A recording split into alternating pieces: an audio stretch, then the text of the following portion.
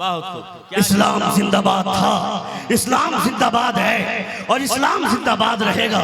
اللہ رب العزت کا بے پناہ کرم ہے، یہ لہجہ اس ماں کا ہوتا ہے جس کا خون پاکیزہ ہوتا ہے، جس کے خون میں پرہیزگاری ہوتی ہے، جس کے خون میں پارسائی ہے۔ 24 گھنٹہ سیریل دیکھنے والی عورتوں کے خون میں یہ جذبہ نہیں ہوتا ہے، 24 گھنٹہ فلموں پہ اپنی نگاہ جمانے والی عورتوں کے بچے میں یہ جذبہ نہیں ہوتا ہے۔ جب شوہر کام کر کے گھر آتا ہے، بیوی کو بولتا ہے کھانا دو، تو یہ بے وقوف اور بے حیا عورتیں بولتی ہیں رک جائیے نا، یہ سیریل ہفتے میں 2 دن آتا ہے، اس کا آخری پرچار چل رہا ہے، اس کو ختم ہونے دیجئے، اس کے بعد کھانا دے دوں گی۔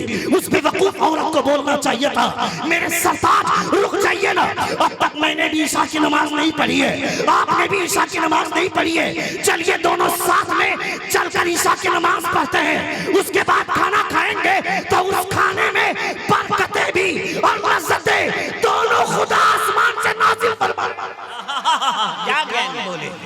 یہ وہ عورت بولے گی جس کا خون پاکیزہ ہوگا، جس کے دودھ سے پلنے والا وہ بچہ آگے چل کر ٹپوری نہیں بنے گا، وہ شرابی نہیں بنے گا، وہ جوا کے اڈوں پہ بیٹھ کر اپنا بازار نہیں گرم کرے گا، وہ شرابی نہیں بنے گا۔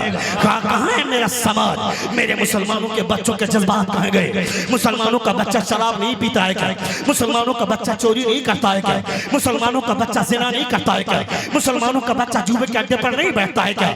اس کی ماں نے کیسی تربیت دی ہے؟ جو بچہ جوا کے اڈے پر بیٹھتا ہے، جو شراب کے اڈے پر بیٹھ کر رات رات بس شراب پیتا ہے۔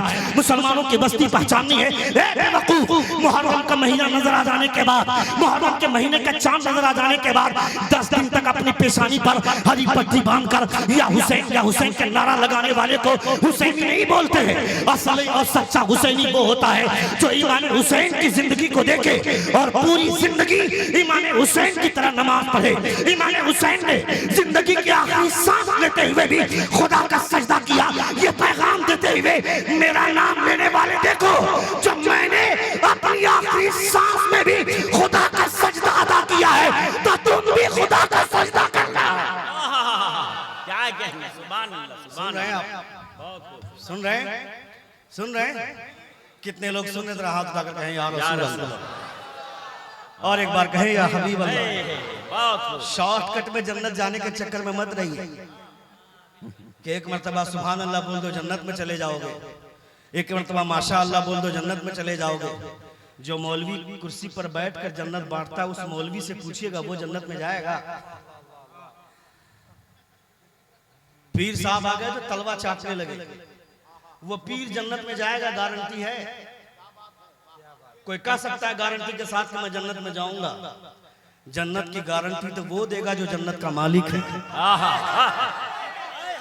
اور جنت کا مالک صرف میرے مصطفیٰ ہیں۔ زور سے سبحان اللہ، سبحان اللہ۔ جنت بنانے والا خدا اور جنت بانٹنے والے مصطفیٰ۔ جنت بنایا خدا نے مگر جنت تقسیم کرنے والے مصطفیٰ ہیں۔ اسی لیے حضور اعلیٰ حضرت فرماتے ہیں تجھ سے اور جنت سے کیا مطلب، وہاں بھی دور ہو، ہم رسول اللہ کے جنت رسول اللہ کی، سبحان اللہ، ہم رسول اللہ کی جنت رسول اللہ کی۔ اور prophet has been sent for every man as a model۔ میرے مصطفیٰ سے بڑا ماڈل کوئی نہیں ہے، حضور سے بڑا آئیڈیل کوئی نہیں ہے۔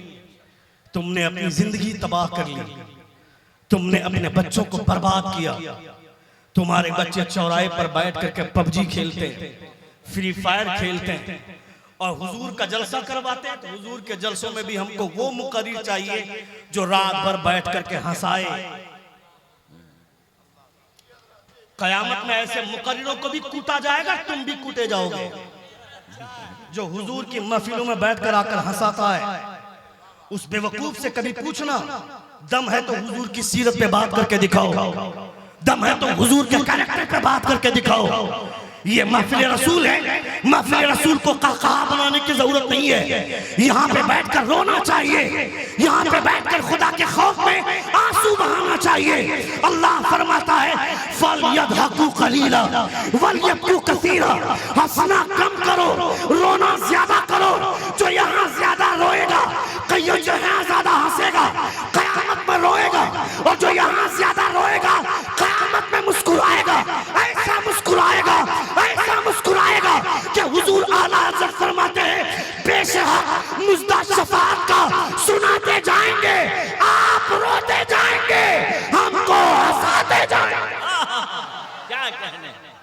سبحان اللہ سبحان اللہ مجمع سے نعرہ نہیں لگتا ہے کیا؟ اللہ ارے ادھر بیٹھا ہوا ہے سیفی صاحب تم لوگ کب لگاؤ گے سب بچا کے رکھے ہیں ابھی محمد علی فوجی صاحب کے لیے